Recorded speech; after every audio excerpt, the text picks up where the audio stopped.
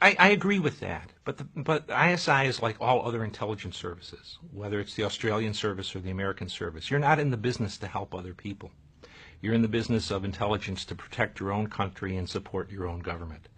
The idea that ISI is a rogue organization is popular, and even the Pakistanis promote it. But having worked with them for the better part of 20 years, they're a very disciplined, very able intelligence service. As I said, Pakistan doesn't leave the area when we do. They have to stay there and try to stabilize things in their own country.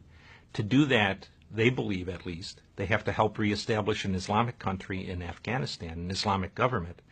So Afghanistan, if it looks to expand, will look north to Central Asia and not into Pakistan, which in turn allows the Pakistanis to move better than 100,000 troops off of the eastern border back to their western border off the western border rather, back to the eastern border against India, which, whether we like it or believe it or not, they think is their main enemy. So I really find the situation in Afghanistan largely of our own making.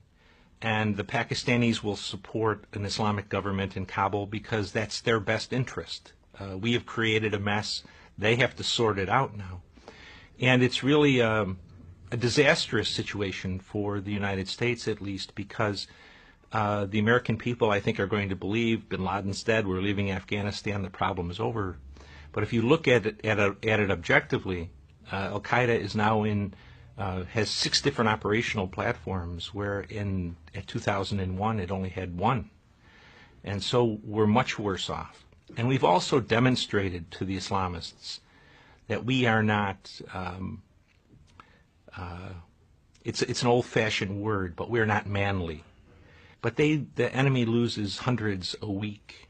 And we, a country, a superpower of 300 million people, cannot tolerate the loss of 160 people a year.